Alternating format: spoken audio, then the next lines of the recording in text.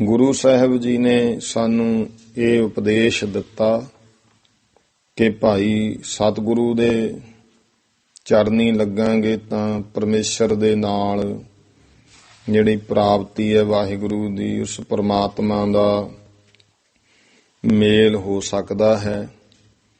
ਤੋ ਇਸ ਕਰਕੇ ਗੁਰੂ ਸਾਹਿਬ ਫਿਰ ਇਹ ਉਪਦੇਸ਼ ਬਖਸ਼ਦੇ ਆ ਕਿ ਅਗਰ ਤੂੰ ਗੁਰੂ ਦਾ ਉਪਦੇਸ਼ ਧਾਰਨ ਕਰ ਲਵੇਂ, ਸਤ ਸੰਗਤ ਗੁਰਮੁਖ ਸਹੇਲੀਆਂ ਨਾਲ ਮਿਲ ਕਰਕੇ ਜਿਹੜਾ ਪਰਮਾਤਮਾ ਨਾਲ ਜੁੜੇ, ਤਾਂ ਭਾਈ ਤੇਰਾ ਵੀ ਭਲਾ ਹੋ ਸਕਦਾ ਹੈ, ਤੇਰੇ ਤੇ ਵੀ ਕਿਰਪਾ ਹੋ ਸਕਦੀ ਹੈ। ਸਾਹਿਬ ਪਾਤਸ਼ਾਹ ਮਹਾਰਾਜ ਨੇ ਅਲਾਹਣੀਆਂ ਦੇ ਸ਼ਬਦਾਂ ਵਿੱਚ ਇਹ ਉਪਦੇਸ਼ ਦਿੱਤਾ, ਸਾਡੇ ਤੇ ਕਿਰਪਾ ਕੀਤੀ ਕਿ ਉਹ ਜਿਹੜਾ ਮਾਰਗ ਹੈ ਪਰਲੋਕ ਦਾ, ਉਸ ਨੂੰ ਤੁਸੀਂ ਕਿਸ ਤਰ੍ਹਾਂ ਸਫਲ ਕਰਨਾ ਹੈ, ਕਿਵੇਂ ਮਾਲਕ ਦੀ ਕਿਰਪਾ ਹੁੰਦੀ ਹੈ। ਇਹ ਜਾਣ ਲਓ ਕਿ ਸਾਰਾ ਜਗਤ ਵਾਹਿਗੁਰੂ ਜੀ ਨੇ ਹੀ ਸਿਰਜਿਆ ਤੇ ਉਹਨੂੰ ਭਾਈ ਘਟ ਘਟ ਵਿੱਚ ਪਛਾਣੋ, ਉਹ ਕੋਈ ਦੂਰ ਨਹੀਂ ਹੈ। ਮਹਾਰਾਜ ਕਹਿੰਦੇ ਸੱਚ ਸ਼ਬਦ ਪਛਾਣੋ, ਦੂਰ ਨਾ ਜਾਣੋ, ਜਿਨ ਇਹ ਰਚਨਾ ਰਾਚੀ। ਪਛਾਣੀਏ ਕਿਵੇਂ? ਗੁਰੂ ਸ਼ਬਦ ਨਾਲ ਜੁੜੀਏ। ਜਦੋਂ ਅਸੀਂ ਸਤਸੰਗ ਦੇ ਵਿੱਚ ਗੁਰੂ ਉਪਦੇਸ਼ ਨਾਲ ਜੁੜਦੇ ਹਾਂ, ਫਿਰ ਉਹਦੀ ਪਛਾਣ ਹੁੰਦੀ ਹੈ। ਵਾਹਿਗੁਰੂ ਹੈ ਤੇ ਹੈ ਵੀ ਅੰਗ ਸੰਗ, ਹਾਜ਼ਰ ਨਾਜ਼ਰ, ਦੂਰ ਨੇ ਜਿਹਨੇ ਇਹ ਸਾਰੀ ਰਚਨਾ ਰਚੀ ਹੈ ਨਾ। ਫਿਰ ਗੁਰੂ ਉਪਦੇਸ਼ ਦੁਆਰਾ ਸਮਝ ਆਉਂਦੀ ਹੈ ਕਿ ਐਸੇ ਪਰਮਾਤਮਾ ਦਾ ਨਾਮ ਧਿਆਵਾਂਗੇ ਤਾਂ ਹੀ ਸੁੱਖਾਂ ਦੀ ਪ੍ਰਾਪਤੀ ਹੋਊ, ਤੇ ਜਿਹਨੇ ਸਾਰੇ ਜਗਤ ਦੀ ਰਚਨਾ ਰਚੀ ਹੈ ਨਾ, ਉਸ ਪਰਮਾਤਮਾ ਦਾ ਨਾਮ ਜਪੀਏ। ਵਰਨਾ ਮਹਾਰਾਜ ਕਹਿੰਦੇ ਵੀ ਇਹ ਜਿਹੜਾ ਸੰਸਾਰ ਹੈ, ਇਹ ਨਾ ਜਾਣਨਾ ਕਿ ਹੁਣ ਆ ਗਏ ਤੇ ਇੱਕ ਦਿਨ ਚਲੇ, ਕੰਮ ਖਤਮ ਹੋ ਗਿਆ। ਨਹੀਂ, ਬਾਬਾ ਆਇਆ ਹੈ ਉੱਠ ਚੱਲਣਾ, ਵੀ ਜਗਤ ਵਿੱਚ ਆਇਆ ਔਰ ਇੱਥੋਂ ਇੱਕ ਦਿਨ ਉੱਠ ਕੇ ਚਲੇ ਜਾਣਾ। ਅੱਧ ਪੰਧਾ ਹੈ ਸੰਸਾਰੋ ਵਾਹ। ਇਹ ਸੰਸਾਰ ਦਾ ਜਿੰਨਾ ਇੱਥੋਂ ਆਉਣ ਤੇ ਜਾਣ ਤੱਕ ਦਾ ਵਿਚਲਾ ਸੰਸਾਰੀ ਰਾਹ ਸੀ ਨਾ, ਇਹ ਅੱਧਾ ਹੀ ਹੈ। ਅਜੇ ਅੱਧ ਵਿਚਾਲੇ ਹੀ ਹੈ ਤੂੰ। ਜੇ ਜਨਮ ਪਾਇਆ ਮਨੁੱਖਾ ਜਨਮ, ਜੇ ਤਾਂ ਤੂੰ ਪਰਮੇਸ਼ਰ ਵੱਲ ਨੂੰ ਚੱਲ ਪਿਆ, ਗੁਰੂ ਉਪਦੇਸ਼ ਕਮਾਉਣ ਲੱਗ ਗਿਆ, ਫੇਰ ਤਾਂ ਉਹ ਸਵੈ ਸਰੂਪ ਦੀ ਪ੍ਰਾਪਤੀ ਹੋ ਜੂ। ਫਿਰ ਤਾਂ ਭਾਈ ਤੇਰਾ ਰਸਤਾ ਮੁੱਕ ਸਕਦਾ ਏ ਵਾਟ, ਵਰਨਾ ਅਜੇ ਅੱਧ ਵਿਚਾਲੇ ਤੁਰਿਆ ਫਿਰਦਾ ਹੈ। ਇੱਥੇ ਸ਼ੁਭ ਕਰਮ ਕਰ, ਤੇ ਜਿੰਨੇ ਵੀ ਸੰਸਾਰ ਦਾ ਮਹਾਰਾਜ ਕਹਿੰਦੇ ਵੀ ਇੱਥੋਂ ਜਾਣਾ ਹੈ ਅਗਲੇ ਰਸਤੇ ਤੇ, ਜੇ ਤਾਂ ਸ਼ੁਭ ਕਰਮ ਕਰੇਗਾ, ਵਾਹਿਗੁਰੂ ਦੀ ਕਿਰਪਾ, ਜੇ ਪਰਮੇਸ਼ਰ ਦਾ ਹੁਣ ਨਾਮ ਨਹੀਂ ਨਾ ਜਪਦਾ, ਤਾਂ ਜਿਹੜਾ ਮਾਰਗ ਫਿਰ ਤੈਨੂੰ ਮਿਲਣਾ ਜਾਣ ਵਾਸਤੇ, ਜਾਮ ਮਾਰਗ, ਉਹ ਹੈ ਜਮਾਂ ਦਾ ਮਾਰਗ। ਪੰਥ ਨਾ ਸੁਝੇ, ਕਹਿੰਦੇ ਰਸਤਾ ਨਹੀਂ ਸੁਝਦਾ, ਫਿਰ ਨਹੀਂ ਉਹ ਕਿੱਡਾ ਕੁ ਰਸਤਾ ਹੈ, ਉਹ ਨਹੀਂ ਤੈਨੂੰ ਪਤਾ ਲੱਗਣਾ। ਉੱਜੜ ਅੰਧ ਗੁਬਾਰੋ ਵਾ, ਬੜਾ ਉਜਾੜਦਾ ਤੇ ਅੰਧ ਗੁਬਾਰ ਹੈ, ਘੁੱਪ ਹਨੇਰਾ ਗਿਆਨਤਾ।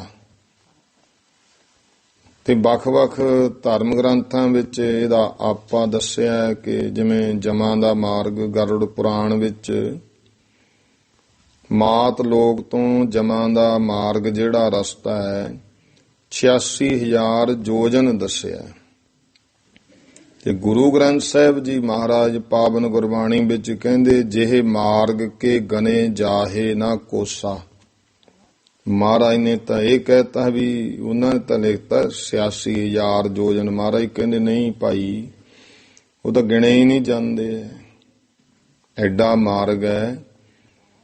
ਤੇ ਉਹ ਫਿਰ ਗਰੁੜ ਪੁਰਾਣ ਵਾਲੇ ਲਿਖਦੇ ਆ ਕਿ ਜਿਹੜਾ ਜਮਦੂਤ ਹੈ ਨਾ, ਜਦੋਂ ਰੋਜ਼ ਜੀਵ ਨੂੰ ਲੈ ਕੇ ਜਾਂਦਾ, ਇਹ 200 ਕੋਹ ਲੈ ਕੇ ਜਾਂਦਾ ਹੈ। ਭਾਵ ਧੂ ਧੂ ਕੇ ਜਿਹੜੇ ਪਾਪੀ ਆ ਉਹਨਾਂ ਨੂੰ ਲਿਜਾਇਆ ਜਾਂਦਾ ਹੈ। ਹਾਂ, ਜਿਹੜਾ ਕੋਈ ਪੁੰਨੀ ਹੈ ਉਹਨੂੰ ਕੋਈ ਸਵਾਰੀ ਮਿਲ ਜਾਂਦੀ ਹੈ। ਗ੍ਰੰਥਾਂ ਮੁਤਾਬਕ ਕਿਹਾ ਇਹ ਹੈ ਦੋਨੇ, ਚਾਹੇ ਪਾਪੀ ਹੈ ਚਾਹੇ ਪੁੰਨੀ ਹੈ, 1 ਸਾਲ ਤੱਕ ਜਮਲੋਕ ਵਿੱਚ ਫਿਰ ਦੁੱਖ ਭੋਗਦੇ ਆ। ਸਹਸ 88 ਜੋਜਨ ਭੂਰੀ, ਮ੍ਰਿਤ ਲੋਕ ਤੇ ਜਮਪੁਰ ਦੂਰੀ। 8 ਹੈ ਠੌਰ, ਮਗ ਮੈਂ ਭਾਰੀ, ਘੋਰ ਕਸ਼ਟ ਪਾਵੈ ਨਰ ਨਾਰੀ। ਫਿਰ ਇਹ ਰਸਤੇ ਵਿੱਚ ਦਿਸਦਾ ਵੀ ਕੁਝ ਨਹੀਂ। ਜਦੋਂ ਇਸ ਤਰ੍ਹਾਂ ਦੀ ਕਥਾ ਹੁੰਦੀ ਹੈ ਕਿ ਕ੍ਰਿਸ਼ਨ ਭਗਵਾਨ ਜੀ ਨੇ ਆਪਣੇ ਸ਼ਸਤਰ ਵਿਦਿਆ ਗੁਰੂ ਸੀ ਸੰਦੀਪਨ ਜੀ, ਉਹਨਾਂ ਨੂੰ ਗੁਰੂ ਦਕਸ਼ਣਾ ਮੰਗਣ ਵਾਸਤੇ ਕਿਹਾ, ਤਾਂ ਉਹ ਕਹਿੰਦਾ ਵੀ ਮੈਨੂੰ ਆਪਣੀ ਘਰ ਵਾਲੀ ਤੋਂ ਪੁੱਛ ਲੈਣ ਦੇ। ਤਦ ਉਹਨੇ ਕਿਹਾ ਵੀ ਜਿਹੜੇ ਜਮ ਨੇ ਮੇਰੇ ਪੁੱਤਰ ਮਾਰ ਲਏ ਨੇ, ਜਿੰਨੇ ਵੀ ਸੀ, ਜਾਂ ਕਹਿੰਦੇ ਮੇਰੇ ਪੁੱਤਰ ਮਾਰੇ, ਉਹਨਾਂ ਨੂੰ ਕ੍ਰਿਸ਼ਨ ਲਿਆ ਕੇ ਦੇਵੇ ਘਰ ਵਾਲੀ ਮੇਰੀ, ਇਹ ਕਹਿੰਦੀ ਹੈ।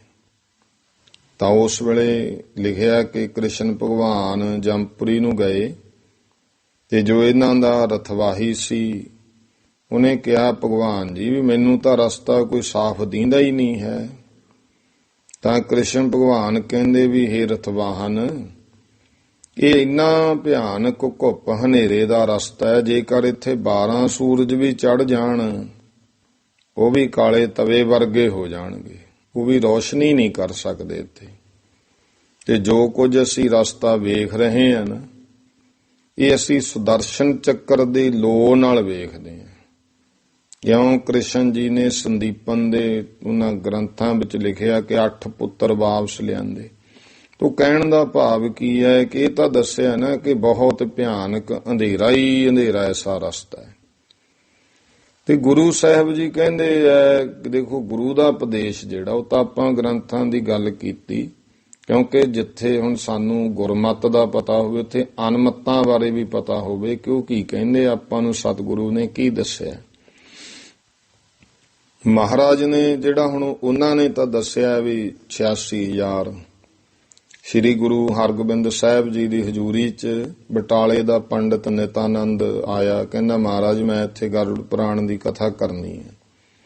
ਅਸਲ ਵਿੱਚ ਉਹ ਕੀ ਸੀ ਕਿ ਲੋਕਾਂ ਦੇ ਜਾਂਦਾ ਹੁੰਦਾ ਸੀ, ਭੋਗ ਦੇ ਸਮੇਂ ਉਹਨੇ ਕਥਾ ਕਰਨੀ, ਦਕਸ਼ਣਾ ਮਿਲ ਜਾਂਦੀ ਸੀ, ਵਧੀਆ ਸੁਭਾਅ ਦਾ ਸੀ, ਸੁਭਾਅ ਚੰਗਾ ਸੀ, ਮਾਲਕ ਦੀ ਕਿਰਪਾ ਸੀ, ਪਰ ਆਪਣੇ ਧਰਮ ਗ੍ਰੰਥਾਂ ਦੇ ਕੀਦੇ ਮੁਤਾਬਕ ਉਹਨੇ ਕਥਾ ਕਰਨੀ, ਜੋ ਮਾੜੀ ਗੱਲ ਨਹੀਂ ਹੈ।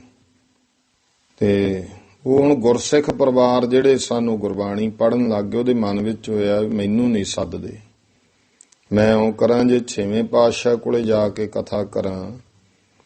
ਇਹ ਸਿੱਖ ਵੀ ਪ੍ਰਭਾਵਿਤ ਹੋਣਗੇ, ਫਿਰ ਇਹ ਸੋਚਣਗੇ ਵੀ ਜੇ ਮਹਾਰਾਜ ਕੋਲੇ ਕਥਾ ਕਰ ਸਕਦਾ ਆਪਾਂ ਕਾਹਤੋਂ ਨਹੀਂ ਸਾਦੇ, ਆਪਾਂ ਵੀ ਸੱਦ ਲਿਆ ਕਰੋ, ਚਲੋ ਮੇਰੀ ਉਪਜੀਵਕਾ ਚੱਲੀ ਜਾਊ।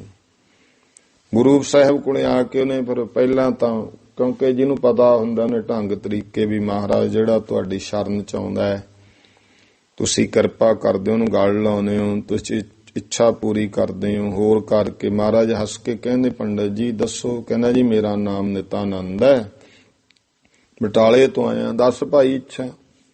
ਕਹਿੰਦਾ ਜੀ ਮੈਂ ਚਾਹੁੰਦਾ ਮੈਂ ਇੱਥੇ ਗਰੁੜ ਪੁਰਾਣ ਦੀ ਤੁਹਾਡੇ ਸਿੱਖਾਂ ਨੂੰ ਕਥਾ ਸੁਣਾਵਾਂ।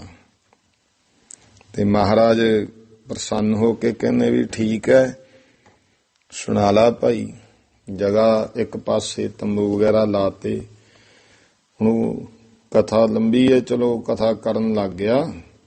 ਮਹਾਰਾਜ ਕਹਿੰਦੇ ਸਿੱਖੋ ਵੀ ਬੈਠ ਕੇ ਸੁਣਿਆ ਕਰੋ ਭਾਈ, ਇਹ ਨਾ ਹੋਵੇ ਕਥਾ ਕਰਨ ਵਾਲਾ ਕਥਾ ਕਰੀ ਜਾਂਦਾ ਤੁਸੀਂ ਬੈਠ ਕੇ ਸੁਣਦੇ ਨਹੀਂ, ਇਹ ਵੀ ਨਰਾਦਰ ਹੈ, ਕਥਾ ਕਰਨ ਵਾਲੇ ਦਾ ਵੀ ਨਰਾਦਰ ਹੈ, ਕਥਾ ਦਾ ਵੀ ਨਰਾਦਰ ਹੈ।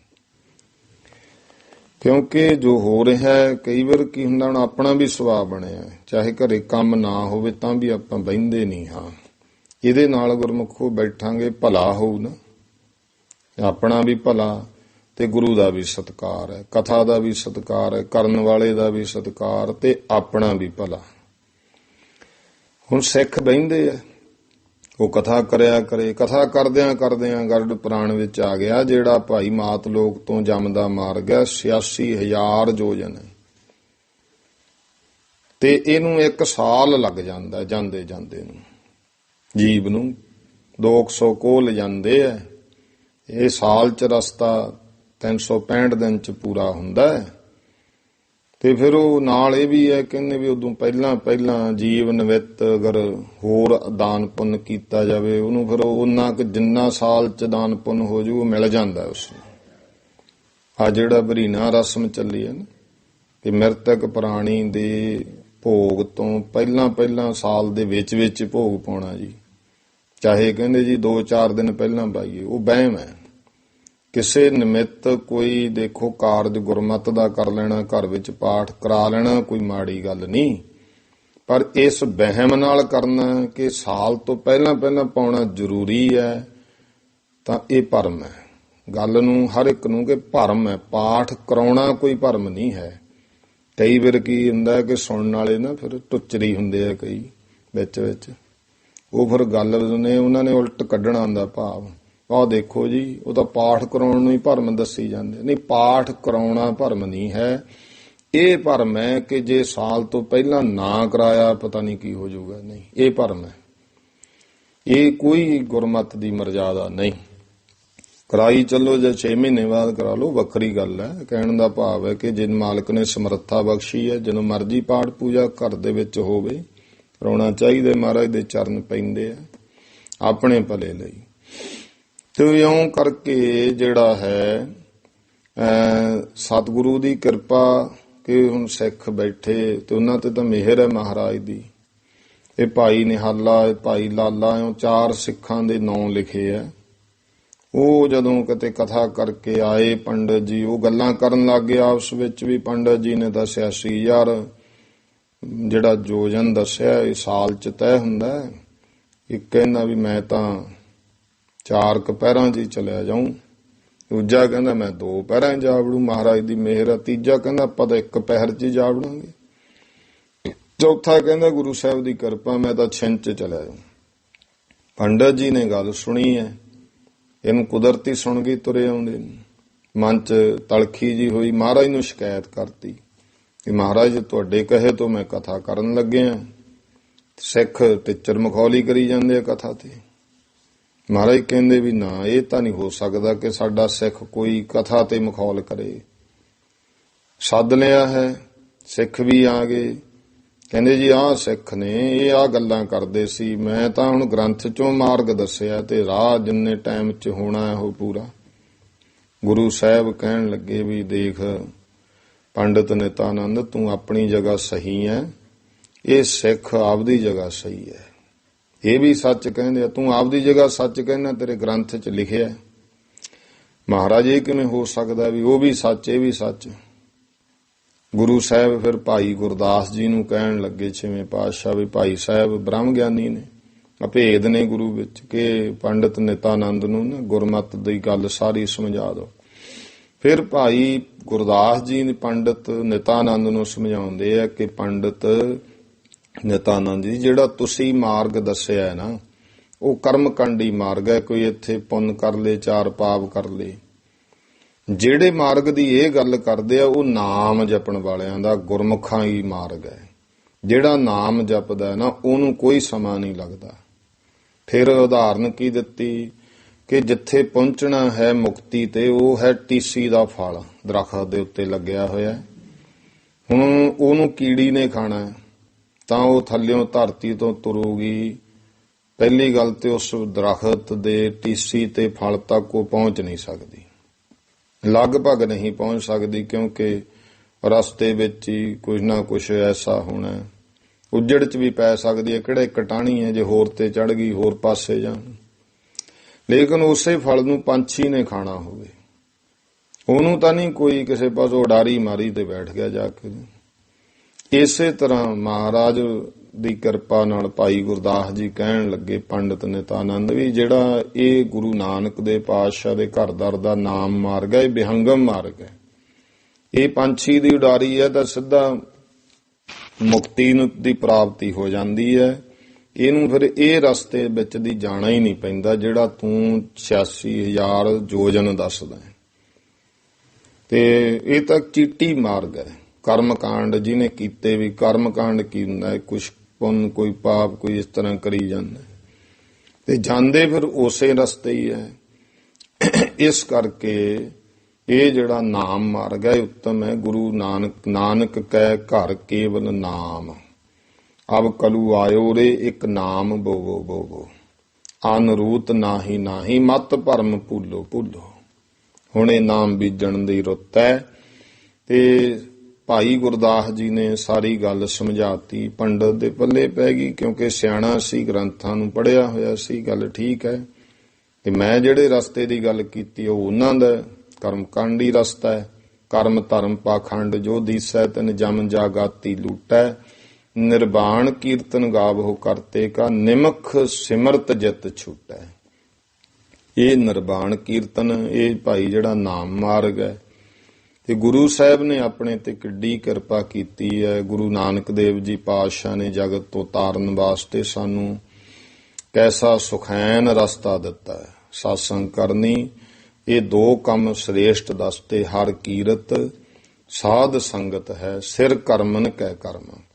ਹਰੀ ਦੀ ਕੀਰਤੀ ਕਰਨੀ ਔਰ ਸਾਧ ਸੰਗਤ ਕਰਨੀ। ਕੀਰਤੀ ਆਪਾਂ ਸਾਧ ਸੰਗਤ ਰੂਪ ਵਿੱਚ ਵੀ ਕਰਦੇ ਆਂ, ਕਰਮ ਕਰਦਿਆਂ ਵੀ ਸੁਭਾਅ ਜਿਹਾ ਬਣਾ ਲਈਏ। ਕੋਈ ਸ਼ਬਦ ਯਾਦ ਹੋਵੇ, ਕਦੇ ਕੋਈ ਬਾਣੀ ਦੀ ਤੁਕ ਪੜ੍ਹ ਲਓ ਕੋਈ, ਜਾਂ ਭਾਈ ਕੋਈ ਨਾਮ ਸਿਮਰਤ, ਕੰਮ ਕਰਦਿਆਂ ਵੀ ਕਰ ਸਕਦੇ ਆਂ। ਤੇ ਘਰ ਦੇ ਵਿੱਚ ਵੀ ਜਿਹੜਾ ਹੈ ਕੋਸ਼ਿਸ਼ ਕਰਨੀ ਚਾਹੀਦੀ। ਅੱਜ ਕੱਲ੍ਹ ਬਹੁਤ ਸਾਧਨ ਹੋ ਗਏ, ਛੋਟੀਆਂ ਛੋਟੀਆਂ ਟੇਪਾਂ ਮਿਲ ਜਾਂਦੀਆਂ। ਤੇ ਇਸੇ ਤਰ੍ਹਾਂ ਇਹ ਲੜੀਵਾਰ ਕਥਾ ਘਰ ਦੇ ਵਿੱਚ ਲਾਈ ਹੋਵੇ, ਕੰਮ ਕਰੀ ਚੱਲੋ, ਕੰਨੀ ਕੋਈ ਨਾ ਕੋਈ ਗੱਲ ਪੈਂਦੀ ਹੈ। ਗੁਰਮੁਖੋ ਪਸ਼ੂਆਂ ਡੰਗਰਾਂ ਤੇ ਵੀ ਮਾਲਕ ਦੀ ਕਿਰਪਾ ਹੁੰਦੀ ਹੈ, ਅਸਰ ਹੁੰਦਾ ਹੈ। ਤੇ ਹੁਣ ਕਈ ਘਰਾਂ 'ਚ ਮੈਂ ਵੇਖਿਆ ਟੀਵੀ ਟੂਵੀ ਚੱਲੀ ਜਾਂਦਾ, ਨਾਲੇ ਕੋਈ ਕੰਮ ਕਰਦੇ ਉਹ ਦੇਖਦੇ ਆ। ਉਦੋਂ ਜਿਵੇਂ ਹੁਣ ਚੰਗੀ ਗੱਲ ਵੀ ਹੈ, ਟੀਵੀ ਦੇ ਉੱਤੇ ਵੀ ਦੇਖੋ ਦਰਬਾਰ ਸਾਹਿਬ ਤੋਂ ਵੀ ਕੀਰਤਨ ਆਉਂਦਾ ਹੈ। ਹੋਰ ਕਥਾ ਸ਼ੁਭ ਲਾਓ ਕਹਿਣ ਦਾ ਭਾਵ ਹੈ ਕਿ ਜੋ ਆਪਣੇ ਕੋਲੇ ਸਾਧਨ ਹੈ, ਮੋਬਾਈਲ ਨੇ ਲੋਕਾਂ ਕੋਲ, ਜੋ ਕੁਝ ਵੀ ਹੈ, ਇਹਨਾਂ ਦੀ ਵਰਤੋਂ ਸਹੀ ਹੋਵੇ। ਇਹ ਤਾਂ ਸਾਧਨ ਨੇ, ਇਹਨਾਂ ਦੀ ਆਪਾਂ ਵਰਤੋਂ ਕਿਵੇਂ ਕਰਨੀ ਹੈ ਉਹ ਗੁਰੂ ਸਾਹਿਬ ਦੀ ਕਿਰਪਾ ਨਾਲ। ਕਿ ਹੋਰ ਇਸ ਤਰ੍ਹਾਂ ਗੁਰਬਾਣੀ ਦੇ ਜਿਹੜਾ ਹੈ ਇਹ ਜੋ ਵਿਚਾਰ ਹੁੰਦੀ ਹੈ ਗੁਰੂ ਸਾਹਿਬ ਦੀ ਮਿਹਰ ਨਾਲ, ਤੇ ਐਸਾ ਕੁਝ ਆਪਾਂ ਸਰਵਣ ਕਰਦੇ ਰਹਾਂਗੇ ਤਾਂ ਮਾਲਕ ਦੀ ਕਿਰਪਾ ਮਿਹਰ ਵਰਸਦੀ ਰਹਿੰਦੀ ਹੈ। ਕੋਈ ਨਾ ਕੋਈ ਗੱਲ ਧੁਰ ਹਿਰਦੇ ਅੰਦਰ ਘਰ ਕਰਦੀ ਹੈ, ਜੀਵਨ ਬਦਲਦੇ ਦਾ ਤਾਂ ਸਮੇਂ ਪਤਾ ਹੀ ਨਹੀਂ ਲੱਗਦਾ ਕਦੋਂ ਜਿਹੜਾ ਹੈ ਕੀ ਤਬਦੀਲੀ ਜੀਵਨ ਵਿੱਚ ਆ ਜਾਣੀ ਹੈ। ਉਤਰਾ ਚੜਾਏ ਮਾਲਕ ਦੀ ਕਿਰਪਾ ਮਿਹਰ ਹੋਵੇ ਤਾਂ ਜੀਵਨ ਬਹੁਤ ਉੱਚਾ ਹੋ ਜਾਂਦਾ ਹੈ। ਤੋ ਸਤਿਗੁਰੂ ਸੱਚੇ ਪਾਤਸ਼ਾਹ ਜੀ ਨੇ ਫਿਰ ਇਹ ਕਿਰਪਾ ਕੀਤੀ। ਪੰਡ ਨਿਤਾਨੰਦ ਮਹਾਰਾਜ ਦੇ ਚਰਨੀ ਲੱਗਿਆ ਤੇ ਸਿੱਖੀ ਧਾਰਨ ਕੀਤੀ ਨਾਮ ਦੇ ਮਾਰਗ ਦਾ। ਜਿਹੜਾ ਦੂਜਾ ਮਾਰਗ ਉਹ ਦੱਸਦਾ ਭਾਈ, ਨਾ ਜਲ ਲੇਫ ਤੁਲਾਈਆ, ਨਾ ਭੋਜਨ ਪ੍ਰਕਾਰੋਗਾ, ਭੋਜਨ ਭਾਉ ਨਾ ਠੰਡਾ ਪਾਣੀ, ਨਾ ਕਾਪੜ ਸੀਗਾਰੋ, ਗਲ ਸੰਗਲ ਸਿਰ ਮਾਰੇ, ਉਭੋ ਨਾ ਦੀਸੈ ਘਰ ਬਾਰੋ, ਇਬ ਕੇ ਰਾਹੇ ਜੰਮਨ ਨਾਹੀ। ਫਿਰ ਜਿਹੜਾ ਪਿੱਛੇ ਰਹਿ ਗਏ ਉਹਨਾਂ ਦਾ ਬੀਜਿਆ ਤੇਰੇ ਲਈ ਕੁਛ ਨਹੀਂ ਜੰਮਣਾ, ਪਛਤਾਣੇ ਸਿਰ ਭਾਰੂ, ਬਿਨ ਸਾਚੇ ਕੋ ਬੇਲੀ ਨਾਹੀ, ਸਾਚਾ ਇਹੋ ਵਿਚਾਰੋ। ਇਹ ਸੱਚਾ ਵਿਚਾਰ ਹੈ, ਸੱਚੇ ਬਿਨਾ ਕੋਈ ਤੇਰਾ ਸਹਾਇਤਾ ਕਰਨ ਵਾਲਾ ਨਹੀਂ। ਇਸ ਕਰਕੇ ਸੱਚੇ ਨਾਮ ਨੂੰ ਜਪੀਏ, ਫਿਰ ਇਹ ਲੋਕ ਸੁਖੀਏ, ਪਰਲੋਕ ਸੁਹੇਲੇ, ਨਾਨਕ ਹਰ ਪ੍ਰਭ ਆਪੇ ਮੇਲੇ। ਭੁੱਲ ਚੁੱਕ ਦੀ ਖਿਮਾ, ਸਰਬੱਤ ਮਾਈ ਭਾਈ। ਫਤਿਹ ਬੁਲਾਓ ਜੀ। ਵਾਹਿਗੁਰੂ ਜੀ ਕਾ ਖਾਲਸਾ, ਵਾਹਿਗੁਰੂ ਜੀ ਕੀ ਫਤਿਹ। ਤੂੰ ਠਾਕੁਰ ਤੁਮ ਪਹਿ ਅਰਦਾਸ।